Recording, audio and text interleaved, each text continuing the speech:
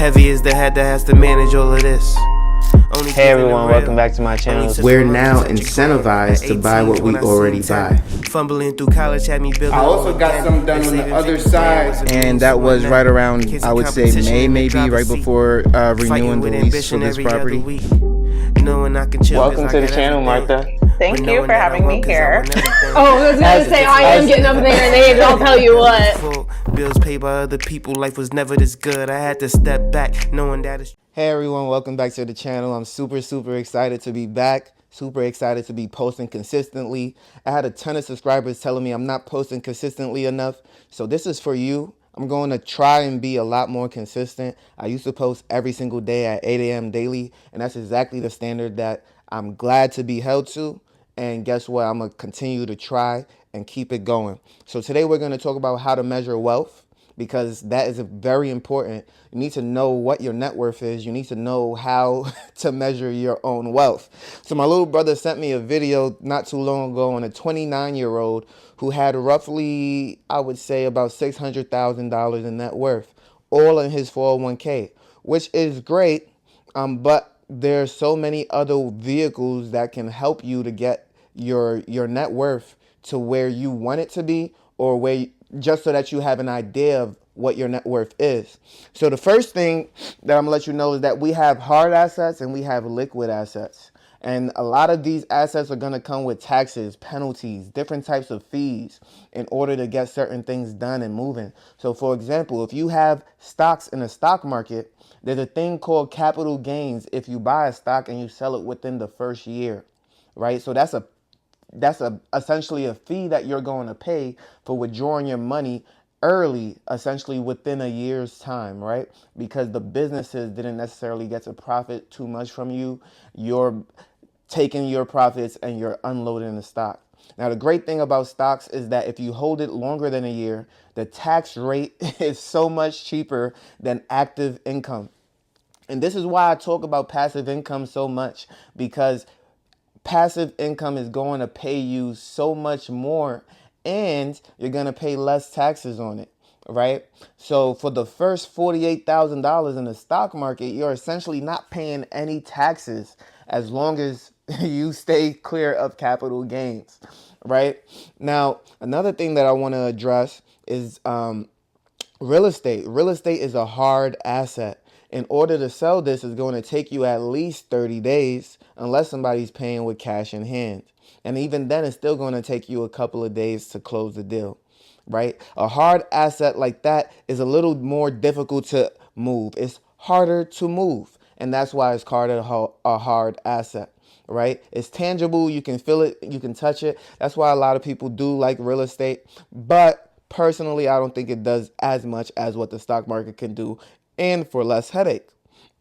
Now, with that being said, I want to address a few concerns, right? When my little brother showed me that video on the 29-year-old with 401k and $600,000 in it, guess what? It's a 401k. It's not a regular stock market account, right? It's not like this. This is one of my accounts. As you can see, a little over $75,000 in that account. Now, I do have a 401k. I do have a Roth IRA. I do have things like that, right? And so, obviously, this is my play account. I play with this money, as weird as that may seem. And guess what? I'm averaging about a 34% return on a year. Real estate does not do that for me. But let me stick to the topic at hand. The topic at hand is measuring net worth. So I'm going to take this money from this account. I'm going to also take the money from my 401k, Roth IRA, not necessarily take it out, but I'm going to calculate it and account for it. I'm going to take my assets in real estate. I'm going to subtract the debt from the real estate. So anything that is still left to pay on the mortgage versus the equity that I own in the house. And then I'm going to take the equity plus all of the stuff that I own. And you're going to subtract all your debts. So yes, that includes the debt on your house, right? That includes any credit card debt, any student loan debt. and that's going to give you your net worth. You can also add little things like TVs, your car, as long as it's paid off, of course, or if you have equity in it versus what you owe. Any upgrades that you've done around the home, so estimated value, you can account for that as well. Now, the thing about real estate, unless you're an agent or if you're going to sell the home yourself, you're going to pay fees to sell your home, at least 3 to 6%. Then you're also going to pay in a 401k if you're not 65 years old. You're going to pay a 10% penalty for withdrawing early, and you're going to have to pay taxes if it's not a Roth account, right? So in your Roth, you already paid taxes on that money, so you're not going to pay twice. Or I should say 3 times, because you got taxed on your money when you worked for it, then you got taxed when you put it in.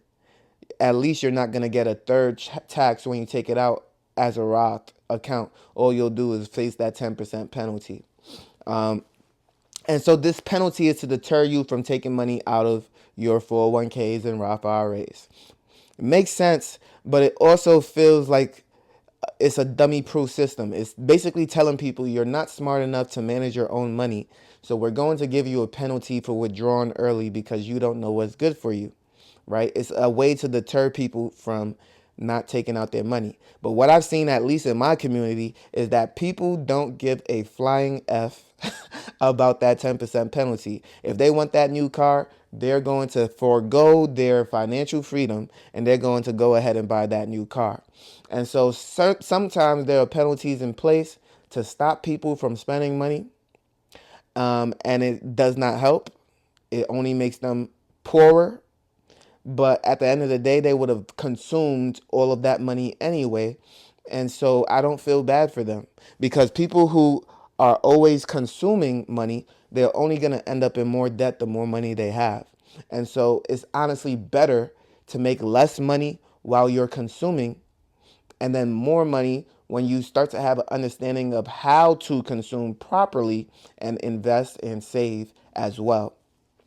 So, long story short, short story long, you want to add up all your stocks, you want to add up all your real estate, you want to add up all your bonds, you want to add up your Series I bonds, you want to add up all property that you own, you want to subtract all your debts across the board, and that is going to be your net worth. Doesn't mean you're wealthy, but it might mean you're rich. It might mean that you're becoming rich, whatever that means to you, right? And then what is your financial freedom goal? What is your financial freedom number? Without knowing how much wealth you have, it's going to be very, very difficult for you to understand where it is you want to go, what it is you want to do. So it's important to understand your net worth. If you're comfortable dropping your net worth, let me see what that is down below in the comment section, for all of us to look at. Put your age. You don't have to necessarily put your name, but put your age, put your net worth, and that's going to give people an idea of what they should be striving for. If you like this video, make sure you leave a like, comment, and subscribe to the channel, and I will see you on the next one. Peace.